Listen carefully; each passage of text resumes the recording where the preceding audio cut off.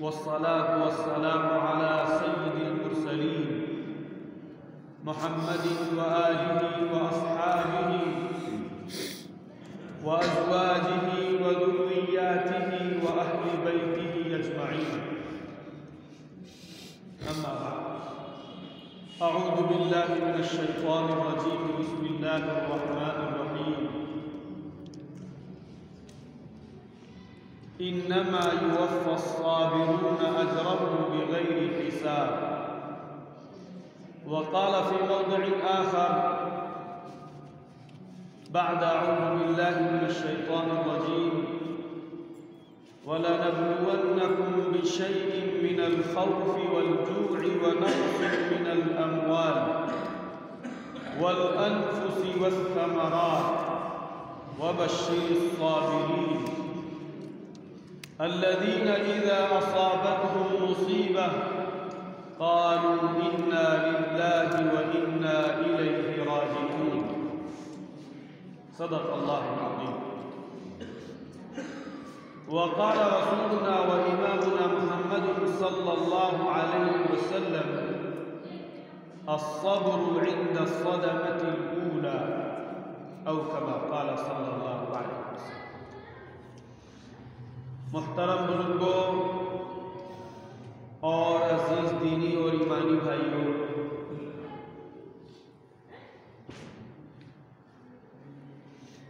ایک بڑی دولت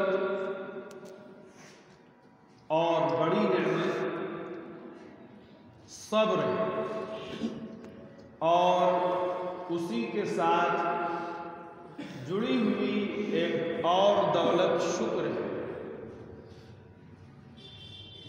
صبر، جس انسان کی زندگی کے اندر صبر اور شکر ہوگا، وہ انسان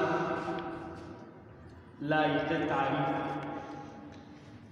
اور اس انسان کی زندگی اطمینان کی ہوگی، چین کی ہوگی، بہت ساری الجھنوں سے وہ انسان بچا لیا جائے گا صبر کی بنیاد پر۔ معمولی سا مسئلہ ہوتا ہے، چھوٹی سی بات ہوتی ہے، بچے آپس میں کھیلتے کھیلتے لڑ جاتے ہیں، آدمی صبر کا دامن چھوڑ دینے کی وجہ سے قتل کی نوبت تک پہنچ جاتا ہے۔ ظاہر سی بات ہے، دو بچے ہیں، محلے کے ہیں، پڑوسی ہیں، وہ کھیلتے بھی ہیں، لڑتے بھی ہیں، لیکن آدمی ذرا سا اپنی انا کے لیے یا اپنے پیشنس کو اور صبر کو کھو دینے کی وجہ سے نہ جانے کتنے پیسوں کا، مال کا اور نقصان کرتا ہے، اور کتنی الجھنوں کو مول لیتا ہے، یہاں تک کہ بہت سارے ایسے مواقع پیش آتے ہیں کہ آدمی قتل کی نوبت تک پہنچے۔ کیا ہے وجہ؟ کیا ہے وجہ؟ یہ ہے کہ اس نے صبر کھو، اور صبر کا جو مفہوم ہے، وہ جو ہم لوگوں کے ذہنوں میں ہے، وہ بہت تھوڑا سا۔ اس آپ کوئی ہاتھ اٹھا لے اور مار دے، آدمی اس پر صبر کر لے، یا کوئی اور گالی گلوچ کرے، آدمی اس پر صبر کر لے، کوئی کسی کو کچھ سخت سست کہے، اس پر صبر کر لے۔ اتنا ہی مفہوم عام طور پہ ہم لوگوں کے ذہن میں ہے۔ حالانکہ صبر کی جو اصل بنیاد ہے، صبر کے معنی ہوتے ہیں جمنا، ڈٹے رہنا، اس کو استقامت بھی کہا جاتا ہے۔ اور صبر پر اللہ کے وعدے بھی، صبر پر اللہ کے وعدے، اور صبر جو ہے وہ پہلی فرصت میں کرنا ہے۔ حساب ہم جا رہے تھے راستے میں، کسی نے تھوک دیا. ظاہر سی بات ہے کہ کوئی آدمی کسی پر جان بوجھ کر نہیں تھوکتا. اب اس نے نہیں دیکھا یا اس کو احساس نہیں ہوا یا وہ نہیں سمجھ پایا, تھوک دیا. آدمی اس میں جو طیش میں آتا ہے, غصے میں آتا ہے, تو اسی غصے کو پی جانے کا نام صبر. ہاں, آدمی جس نے کیا ہے یہ حرکت اسے سمجھا دے اچھے انداز سے کہ بھائی دیکھ کے تھوکا جاتا ہے. اس طریقے سے آدمی کے کپڑے بھی خراب ہوتے ہیں اور گندگی بھی لگتی ہے. ایک یہ طریقہ, ایک یہ کہ آدمی گالی گفتاری کرے, تو میں کرے, اور صاحب وہ بھی گالی گفتاری کرے, لڑائی جھگڑا ہو جائے اور یہاں تک کہ راڈ نکل آئے اور آدمی اس کے ذریعے سے کسی کا سر پھاڑ دے, کسی کا ہاتھ توڑ دے, اور اس کے بعد وہ صاحب FIR درج ہو, پھر کیس چلے. تو سوجھ بوجھ والا آدمی جو بھی ہوگا وہ تو یہی سمجھے گا, اسی کو بہتر سمجھے گا کہ گاڑی روک کے اس سے سمجھا دیا جاتا ہے کہ بھائی اس طرح کی حرکت نہیں کی جاتی ہے, دیکھ کے تھوکا جاتا ہے. اس آدمی کو بھی محسوس ہوگا کہ میں نے غلط کیا. وہ آدمی بھی جب اسے دیکھے گا تو اس کے دل میں اس کا احترام پیدا ہوگا کہ ایک مرتبہ میں نے اس کے اوپر تھوکا تھا, لیکن اس نے جو ہے بجائے گالی دینے کے اچھے انداز سے سمجھایا تھا, تو اس کے دل میں اس کی عزت آئے گی. تو یہ طریقہ بہتر ہے. یا دوسرا طریقہ کہ صاحب آدمی جا کے گریبان پکڑ لے اور 4-5 کنٹاپ لگا دے اور اڑا کے رکھ دے, اور صاحب اگر وہ اس سے ذرا دوہرے بدن کا ہے تو وہ بھی پھر اس کو اڑا کے رکھے, اور پھر صاحب لڑائی ہو, جھگڑا ہو, سر پھوٹے, پیر ٹوٹے, FIR ہو, کورٹ اور کچہری تک نوبت آئے, پیسے خرچ ہو. یہ بہتر ہے یا یہ بہتر ہے کہ ایک شریف انسان خود فیصلہ کر سکے. ہم بھی آپ بھی اسی میں سے. یہ ہم بھی کہہ رہے ہیں کہ بہتر تو پہلے والی چیز جس میں عزت بھی ہے, احترام بھی ہے, دوسرے آدمی کے ساتھ اچھا بہیو بھی ہے, اچھا سلوک ہے. لیکن کرتے کیا ہیں ہم, یہ ہمیں بہتر صاحب بہتر ہم بھی کہہ رہے ہیں, لیکن کرتے کیا ہیں وہ ہر آدمی جانتا ہے. تو شریعت نے اور اللہ کی طرف سے جو یہ تو میں نے ایک مثال دی ہے, اس طریقے سے ہزاروں مثال آپ کے اپنے بچوں کے ساتھ, آپ کی اپنی فیملی کے ساتھ, آپ کے اپنے ماں اور باپ کے ساتھ سارے مسائل, سارے مراحل آئیں. آدمی صبر نہ کرنے کی وجہ سے پوری کی پوری فیملی ٹوٹ جائے. تو میں یہ کہہ رہا تھا کہ صبر کا جو مفہوم ہے وہ بہت وسیع. صبر کہتے ہیں جو اس کی عام طور پہ 3 قسمیں لکھی گئی ہیں کہ ایک صبر علی المعصیہ ہے, ایک صبر ہے وہ علی الطاعہ ہے, اور ایک صبر علی الابتلاء ہے. کیا مطلب یہ کہ صبر کا اصل مفہوم ہے اپنے آپ کو جمانا, اپنے آپ کو قائم رکھنا, اور کن کن شکلوں میں فرمایا اللہ کی معصیت نہ کرنے پر اپنے آپ کو جمائے. حرام کام ہم نہیں کریں گے, حرام چیز ہم نہیں استعمال کریں گے. فاقہ آئے گا ہم اسے جھیل لیں گے, لیکن حرام نہ کرنے پر جمے رہیں. میں نے کہا جم جانے کا نام صبر, جم جانے کا نام صبر. حرام کام سے گالی ہم نہیں دیں گے, اس پر ہم جمے رہیں. غیبت ہم نہیں کریں گے, اس پر ہم جمے رہیں. چغل خوری ہم نہیں کریں گے, اس پر ہم جمے رہیں. ہم کسی کے اوپر زیادتی نہیں کریں گے, اس پر ہم جمے رہیں. اس کو کہتے ہیں الصبر علی المعصیہ, معصیت پر صبر. اللہ کا کوئی حکم نہ ٹوٹنے پائے. حالات آ جائیں, بھوک آ جائے, فاقہ آ جائے, ثمرات میں اور پھلوں میں کمی آ جائے, قحط سالی آ جائے, کوئی ہمیں کتنا ایموشنل بنانے کی کوشش کرے, لیکن ہم اللہ کے حکم کو, اللہ کا حکم یا اللہ کی طرف سے جو منع کردہ چیز ہے اس پر ہم جمے اور ڈٹے رہیں گے. ہم اس کو کسی صورت میں انجام نہیں دیں گے. یہ الصبر علی المعصیہ. جتنے گناہ کے کام ہیں، برائیوں کے کام ہیں، پاپ کے کام ہیں، نافرمانیوں کے کام ہیں، ان کاموں کے نہ کرنے پہ ڈٹ جانا، یہ ایک صبر کی۔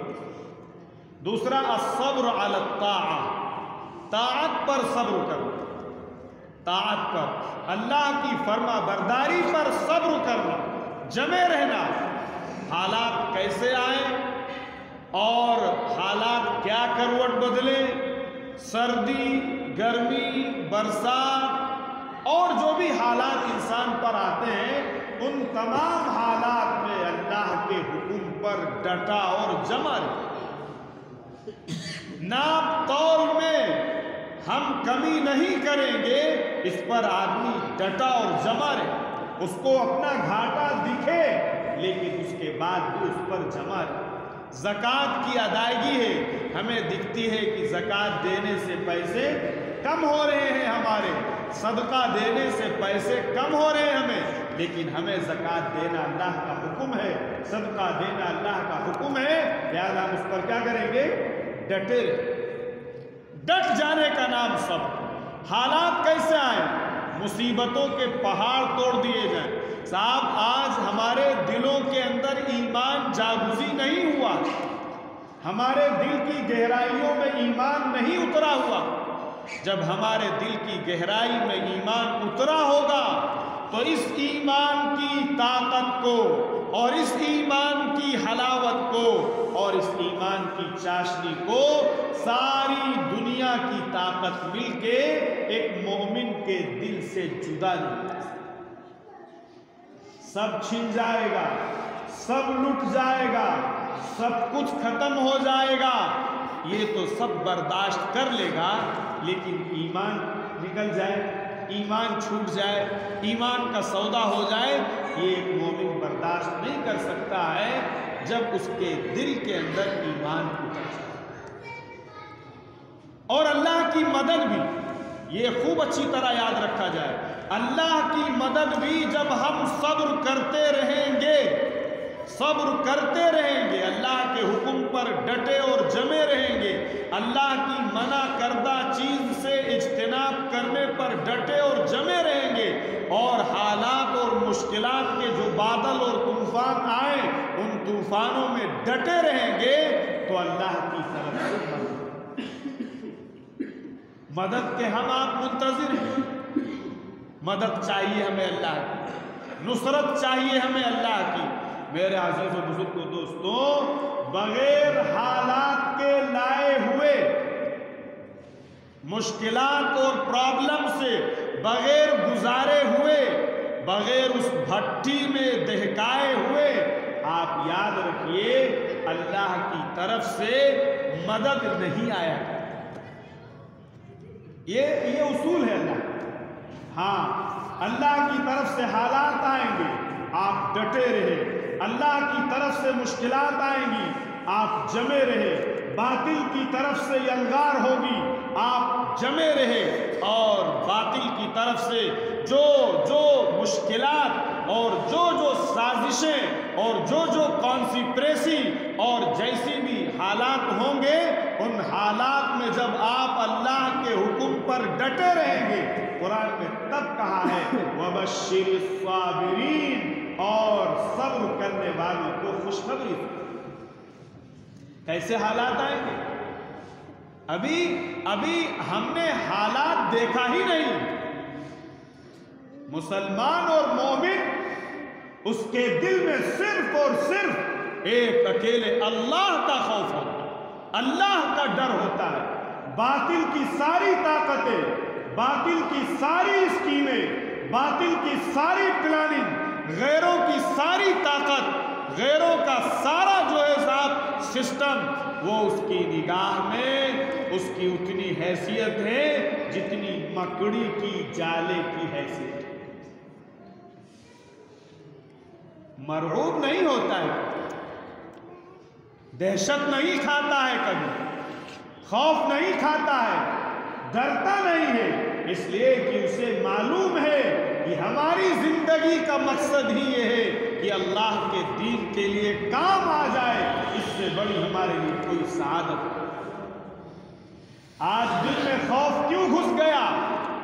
آج دل میں بزدلی کیوں داخل ہو گئی؟ آج ہم غیروں کے سامنے کیوں کانپنے لگے؟ آج ہمارے بدن پہ لرزہ کیوں طاری ہوا؟ اس لیے کہ صاحب وہ شہادت کا جو شوق، شہادت کی جو طلب اور شہادت کی جو تمنا، راہ خدا میں اپنے آپ کو قربان کرنے کا جو جذبہ تھا، آج ہمارے سینوں سے وہ نکل چکا ہے۔ بس اور کچھ نہیں۔ باطل دندناتا پھر رہا ہے، للکار رہا ہے۔ میرے عزیز و بزرگ دوستوں، اور ہم چپی سادے بیٹھے ہیں۔ وجہ کیا ہے کہ دل مردہ ہو چکا، مردہ ہو چکا۔ اور جو مومن ہے اس کو یہ طے کرنا ہوگا کہ اللہ کی طرف سے اگر کوئی حالات ہم پر آنا منظور ہے، اگر اللہ کو یہ پسندیدہ ہے کہ ہمارے بدن کے ٹکڑے ہو جائیں، تو مومن کو اس اللہ کے فیصلے کو اپنے سر اور آنکھوں سے رکھ کر اور اپنے لبوں سے چوم لینا چاہیے اس فیصلے۔ اگر ہمارے اللہ کی خوشنودی اس میں، تو ہم اللہ کے فیصلے کے سامنے اپنا سر جھکائے۔ کیسے حالات آئے ابھی ہم نے دیکھا، کیا دیکھا ہے؟ ایمان جب دل کے اندر گھستا ہے اور جب دل کے اندر اترتا ہے اور جب دل سے ملتا ہے، پھر ساری دنیا کی طاقتیں مل کر اس مومن کے ایمان کو اس کے دل سے نہیں نکال سکتی۔ یہ ممکن ہے کہ اس کے بدن کا ایک ایک رویا کھینچ لیا جائے، یہ ممکن ہے کہ اس کے بدن کی ایک ایک نس الگ کر دی جائے، یہ ممکن ہے کہ اس کے بدن کا ایک ایک لہو کا قطرہ نکال لیا جائے، لیکن یہ ممکن نہیں ہے کہ اس مومن کے دل سے ایمان نکالا جا سکے۔ کیا ہے ہمارے پاس یہ کوالٹی؟ میں اپنے آپ کو بھی کہہ رہا ہوں، کیا ہے ہمارے اندر؟ دیکھیے آپ، صحابہ کی زندگی ہمارے لیے آئیڈیل ہے، اسوہ ہے، نمونہ ہے۔ اس کے علاوہ ہم سب کے آقا جناب محمد الرسول اللہ صلی اللہ علیہ وسلم کی زندگی ہمارے لیے آئی۔ آپ کی زندگی جو فخر و فاقے والی تھی میرے عزیز و بزرگ دوستوں، وہ صرف اس لیے تھی کہ کوئی مسلمان کل کو یہ نہ کہہ سکے کہ میرے پاس مال و دولت اور کھانے پینے کی چیز نہیں تھی، اس لیے میں عمل نہیں کر سکتا۔ میں نے حرام کھایا، کیوں کھایا؟ کہ صاحب مجھے فاقہ تھا، میرے بچوں پہ فاقہ تھا اور میرے گھر میں فاقہ تھا، میرے پاس کوئی چیز نہیں تھی، اس لیے میں نے حرام کھایا۔ میرے عزیز و بزرگ دوستوں، ہمارے آقا تاجدار بطحہ محمد الرسول اللہ صلی اللہ علیہ وسلم، آج بھی دنیا کے آپ ان ممالک میں چلے جائیے جو حبشہ اور ایتھوپیا اور صومالیہ اور جو اس طرح سے جو کنٹریز ہیں، آپ تصور نہیں کر سکتے ہیں۔ وہاں کے لوگوں کا فاقہ دیکھ کے آپ سمجھیں گے کہ صاحب ہمارے پاس تو بڑی وسعت ہے۔ وہ 24 گھنٹے میں ایک وقت کھانا، 24 گھنٹے میں ایک وقت کھانا بھی انہیں نصیب نہیں ہوتا ہے۔ جہاں ابھی ہمارے والد صاحب وغیرہ جماعت میں گئے تھے تو وہاں بتا رہے تھے کہ لوگ جندھری ابال کے ایک وقت میں کھا لیتے تھے، وہی ان کے پورے دن کا کھانا۔ میرے عزیز و بزرگ دوستوں، وہ تو اس وقت ہے، لیکن ہمارے آقا صلی اللہ علیہ وسلم، آپ کے گھروں میں 2 مہینے تک چولہا نہیں جلتا تھا۔ آپ بغیر اس طریقے سے زندگی گزار کے گئے کہ آج کوئی دنیا کا ادنا سے ادنا فقیر اور غریب انسان بھی یہ کہہ سکتا ہے کہ اس کے گھر میں 2 مہینے چولہا نہیں جلتا۔ یہ اس لیے ہے کہ تمہارے پیٹ میں ایک لقمہ حرام کا نہیں جانا چاہیے۔ فاقے پہ فاقہ کر لینا، لیکن تم اپنے اللہ اور اس کے رسول کی شریعت سے جڑے رہو۔ تو میں یہ کہہ رہا تھا کہ حالات کیسے بھی ہوں، لیکن اگر مومن کے دل میں ایمان اتر چکا ہے تو اس ایمان کو اس سے جدا نہیں کر سکتا۔ اس کے 1-2 قصے نہیں، ہزاروں قصے صحابہ کی زندگی میں ہمیں ملتے ہیں۔ اور وہ بھی ایسے قصے ہیں کہ آدمی اگر اس کو سوچے اور سمجھے اور اپنے آپ میں کمپیئر کرے تو یہ معلوم ہوگا کہ ہم کس جگہ پہ پہنچے۔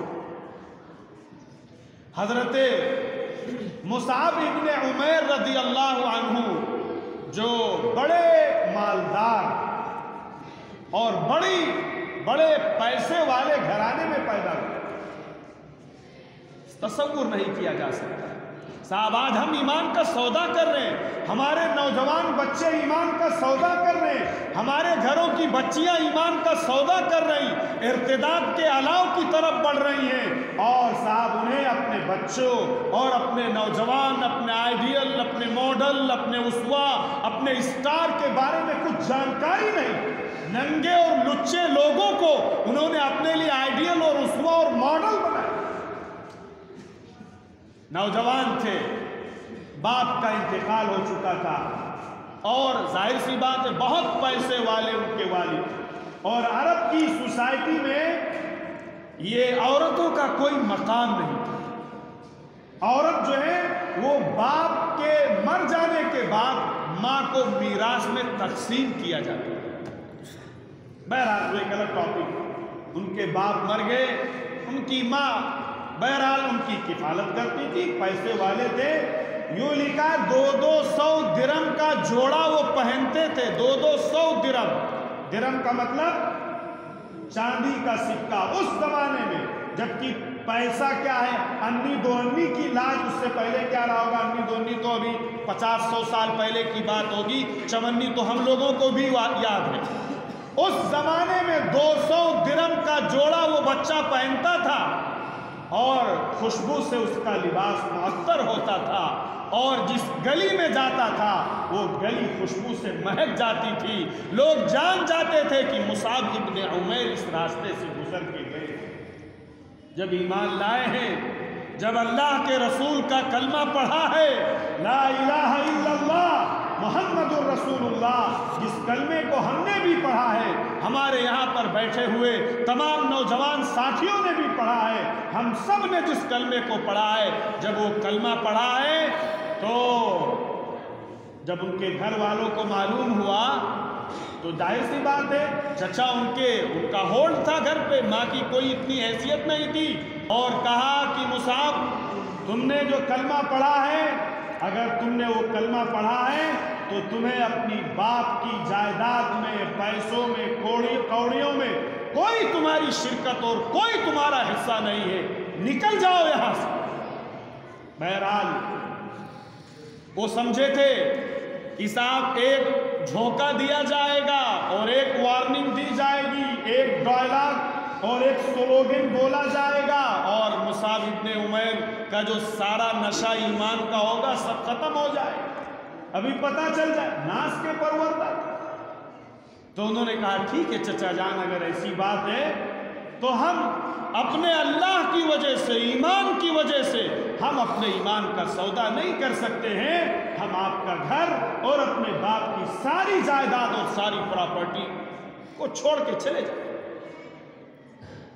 بہرحال جب دیکھا کہ صاحب ارے یہ تو گھر چھوڑ کے چلے جائیں، ساری جائیداد بھی چھوڑ دیں گے، لیکن اللہ اور اس کے رسول کا دامن نہیں چھوڑیں گے۔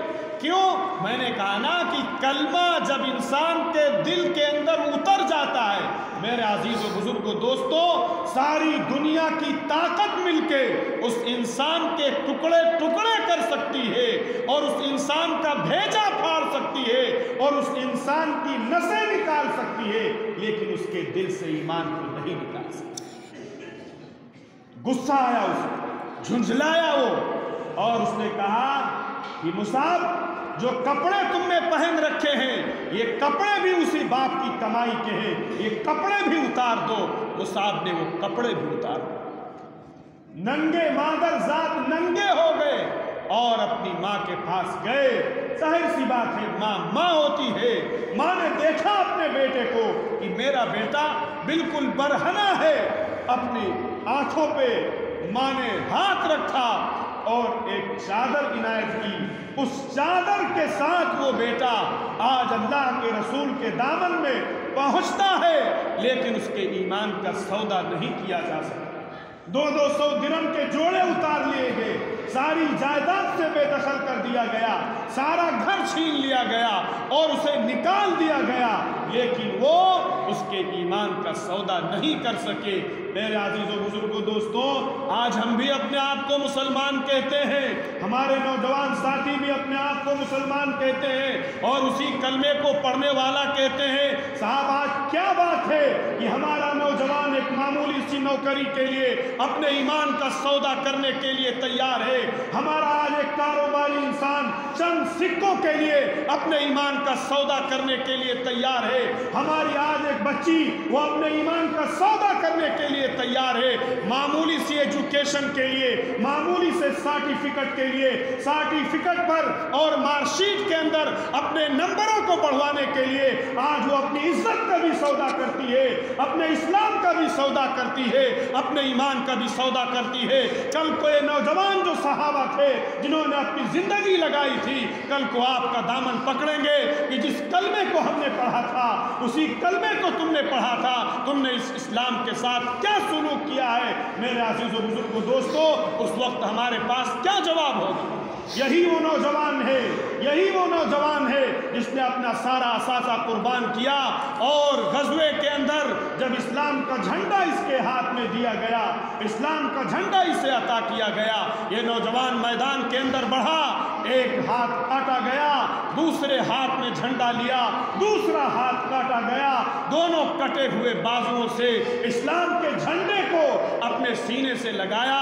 آج کہاں ہے وہ نوجوان جو اسلام کے گرتے ہوئے اس قلعے کو آج وہ اپنے شانوں سے اٹھا کے اور اپنے سینوں سے لگا کے اور اپنے ہاتھوں کو بڑھا کے اور اپنے پیروں کو بڑھا کے اللہ کے اس اسلام کے آبیاری کے لیے اور آبپاشی کے لیے اپنی جان، اپنا مال، اپنی عزت، اپنا آبرو، یہ ساری چیزیں اس اللہ کے دین کے لیے قربان کرتے؟ کیوں؟ میرے عزیز و بزرگ دوستوں، اسلام صرف اور صرف ہماری زبان پر باقی ہے، دل ہمارا اس کے نور سے خالی ہو چکا۔ جس دن وہ نور آئے گا اسلام کا، ایسے ہی نوجوان ہمارے سماج میں پروان چڑھیں گے۔ اس نوجوان نے اپنے دونوں کٹے ہوئے شانوں سے اسلام کے جھنڈے کو سنبھالا ہے اور اس کے بعد اس کے 2 ٹکڑے کیے گئے، اور جب اسے کفن دیا جا رہا تھا، آقا صلی اللہ علیہ وسلم کو بتایا گیا کہ مصعب ابن عمیر اللہ کے راستے میں شہید ہو گئے، قربان ہو گئے۔ آپ صلی اللہ علیہ وسلم کو بتایا گیا یہی وہ نوجوان ہے۔ آج اس کے کفن کے لیے صرف ایک چادر تھی، اور وہ چادر جب اوپر کو کھینچی جاتی تھی تو پیر کھل جاتے تھے، اور جب پیروں کی طرف کی جاتی تھی سر کھل جاتا تھا۔ آپ صلی اللہ علیہ وسلم نے ارشاد فرمایا ان کے سر کو ڈھانک دو اور ان کے پیروں پہ گھاس کے پتے ڈال دو۔ میرے عزیز و بزرگوں دوستوں، یہ تھا وہ اسلام کا نوجوان، یہ تھا وہ ایک نہیں 1000 ایسے سپاہی ہمیں گنائے اور بتائے جا سکتے ہیں جنہوں نے اپنے اسلام کا سودا نہیں کیا، اور 200 درہم کا جوڑا پہننے والا آج اسے کفن کے لیے ایک چادر بھی اتنی چھوٹی ہے کہ پیروں کو ڈھکا جاتا ہے تو صاحب سر کھل جاتا ہے، سر کو ڈھکا جاتا ہے تو پیر کھل جاتے ہیں۔ میرے عزیز و بزرگوں دوستو، میں یہ کہہ رہا تھا کہ حالات آئیں گے اور ان حالات پہ صبر کرنا، یہ صبر ہے، یعنی اللہ کے حکم پر جمے رہنا، اللہ کے حکم پر ڈٹے رہنا، اللہ کے قانون کو تھامے رہنا، اللہ کی کتاب کو مضبوطی سے پکڑے رہنا، چاہے حالات کیسے بھی ہوں، اور چاہے حالات میں جس طرح کے حالات میں نے ان کے بتائے، سینکڑوں صحابہ کے اس طریقے کے حالات ہیں۔ میرے عزیز و بزرگوں دوستوں، وقت کی سب سے بڑی ضرورت یہ ہے کہ ہم اپنے لیے رول ماڈل اور اپنے لیے اسوہ، اپنے لیے آئیڈیل، اپنے لیے نمونہ اپنے بچوں کو یہ بتائیں کہ یہ ہمارے آئیڈیل، یہ ہمارے اسوہ ہیں، یہ ہمارے نمونہ ہیں۔ لیکن صاحب میرے عزیز و بزرگوں دوستوں، ہمیں آج دین کے بارے میں کچھ پتہ نہیں ہے۔ میں نے یہ عرض کیا اور یہ بتایا تھا کہ صبر ایسی بنیادی چیز ہے جس کا مطلب ہے کہ آدمی اللہ کے حکم پر ڈٹا رہے، جمع رہے، چاہے بدن کی تکا بوٹیاں کر دی جائیں، چاہے گردن کو اس کے تن سے الگ کر دیا جائے، لیکن ہم اللہ کے حکم کو مضبوطی سے تھامے رکھیں گے، پکڑے رکھیں گے، اسی میں اپنے لیے کامیابی سمجھیں گے، اسی میں اپنے لیے سرخروئی سمجھیں گے، اور اسی میں ہمارے لیے عزت اور فلاح دارین ہے۔ اس لیے صبر کا جو مفہوم ہے وہ اپنی زندگی کے اندر داخل کیا جائے، صبر کرنا سیکھا جائے، صبر کی زندگی اختیار کی جائے، تاکہ بہت ساری کلفتوں اور الجھنوں سے اللہ تعالی ہمیں نجات عطا فرمائے، اور ہر حال میں ہم اللہ کے حکم پر ڈٹے اور جمے رہیں، کیسے بھی حالات آئیں ان حالات میں بھی ہم اللہ اور اس کے رسول کی رسی کو مضبوطی سے تھامے رکھیں۔ اللہ تعالی ہم سب کو عمل کی توفیق عطا فرمائے۔ وآخر دعوانا الحمدللہ۔